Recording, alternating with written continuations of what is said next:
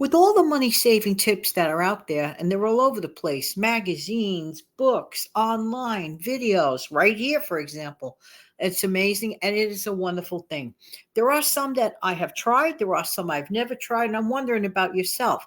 Are there any money saving ideas that are worth trying at least one time? Well, that's what we're going to talk about today in this part one of a two-part series, money saving ideas that are worth trying. Hi, I'm Jan. Welcome to the Save Money and More with Jan channel. How you doing today? Hope that this audio video, as always, finds everybody doing well. Thank you so much for being here. So let's get started right away. The first one, I don't know if you've done this yet. Some have, some haven't. Something to think about, maybe something to try. Try automating your savings. Yeah. So simple, especially when you're doing with the online, with the apps. They're really, really easy. You could set up a date that works for you.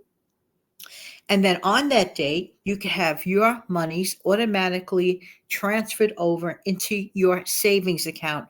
You could do this whenever you want on a monthly basis. And for example, it's one less task to worry about. So automating savings is a time saver and just one less thing to worry about. Just saying. Next, another thing worth trying. Maybe you've done this your whole life. Maybe it's something you think about, or maybe it's something you should just really do. Respect the things that you already own. What do you mean by respect the things I already own? Of course, I appreciate the stuff. It is good to appreciate the stuff that you already own. But there are some things or some mechanics of your home or apartment that require good maintenance. And actually, it's a better idea to keep an eye, a watchful eye on those things by keeping the upkeep on time and on a regular schedule. It actually will probably, in all probability, save you trouble, time, expense, and more monies in the future by just maintaining the stuff that you already have as best as possible. Next, dialing it back to a more simple thing, freeze a bottle of water. If you have a leftover water bottle, okay, take water, tap water, clean it, whatever clean water you have at home. Use a filter if you have one, which is great. I like to do this. Fill that bottle up, refill the empty bottle up 3/4 of the way. Why 3/4 of the way? To allow for room for expansion. Keep it in the freezer.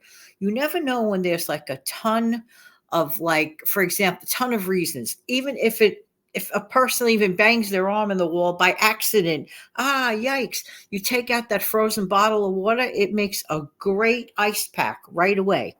But that's not the only reason. You could take along your frozen bottle of water, make extra for the future in case you have a long car trip on a hot day and avoid that extra expense.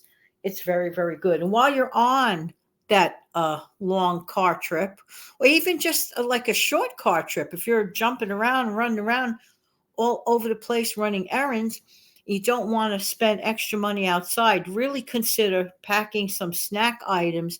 You could get the already, wrapped up already individual packs of crackers. Sometimes you could get those in a dollar store. I've seen it. And also, or you just pack your own amount of crackers or whatever, little snack or a granola bar or something as a quick pick me up. Very convenient to keep in your purse, in your car, in your pocket, wherever you could keep it, and you have it readily available. And it really is a smart idea to do that. All right, consider baking homemade oatmeal, peanut butter, and raisin cookies. Now, I don't have an exact recipe because I eyeball things, okay? I don't even use flour. I just use a little bit of peanut butter, a little bit of oatmeal, a minor amount of sugar, and I mean minor. Some people like to use sugar substitutes. I rather use a little bit of natural sugar instead, more cinnamon than sugar. And I put it all together and then I throw it in the oven at 350 for about 9 minutes. Yes, you could just make a healthy cookie that way. Don't even have flour in it. Oatmeal and peanut butter. You could even throw in some raisins for good measure if this is something you like. And if you happen to have crunchy peanut butter, that's a great thing too. So basically, all the stuff you're using are pretty healthy and very nutritious ingredients. You could throw that together very, very cheaply. Of course, one egg. I forgot to mention that. The egg acts as a binder and as a rising agent. I'm just saying. Next, don't be afraid of using swap outs in recipes. Don't not do a recipe. For example, let's say you're making a sauce, but you ran out of fresh garlic.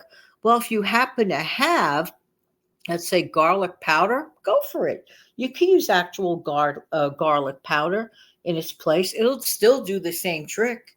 So work with what you have. Don't run out to the store just for one item. I would never just run out to the store just for one item. That's me. But anyway, I had a situation where the recipe called for nutmeg. I didn't have any nutmeg, and I normally do not use a lot of nutmeg. So I end up not buying nutmeg, or it's there too long or whatever. So instead, I swapped it out. Instead of using the nutmeg, which is what gives, for example, a donut that donut taste, that nutmeg taste. But I swapped out cinnamon in its place. And for me personally, I hardly noticed the difference. So I swapped out, I used cinnamon in place of nutmeg. But that's just me. Everybody is different, everybody's taste is different. Next, and this is like, relevant to your situation.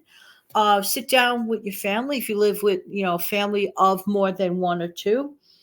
If everybody can like chip in as far as, household responsibilities, and not one person having to do every single thing, that's, first of all, it's not fair. It's just wrong on too many levels. And people should want to be responsible and helpful around the home and apartment, make life easier. Somebody could be the person that maintains, let's say a bathroom cleanup, or, swap it out or change the days of the week or the assignment, or somebody that doesn't mind cutting the grass, or, mowing the lawn once in a while, something to supplement, that you don't have to pay someone else to do the thing, whatever that thing may be. Or somebody could easily take an hour or two and, work together, helping clean out the refrigerator, or organizing a stockpile, or whatever it is. Family, in my honest, everyone should help out.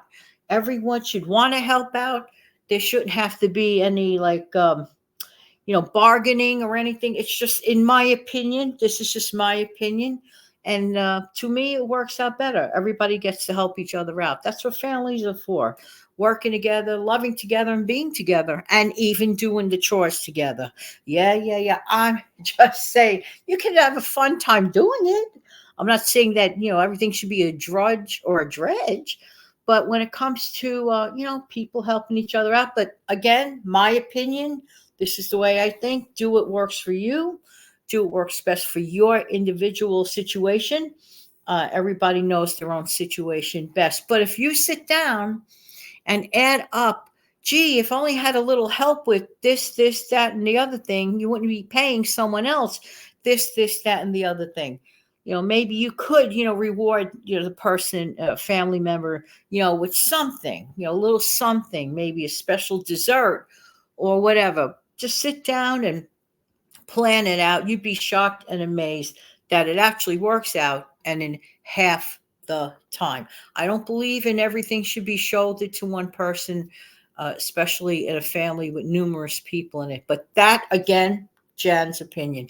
Well, I hope this helped. Don't forget to come back tomorrow with some more tips and tricks. And while you're at it, don't forget to click, like, share, and what else? Subscribe.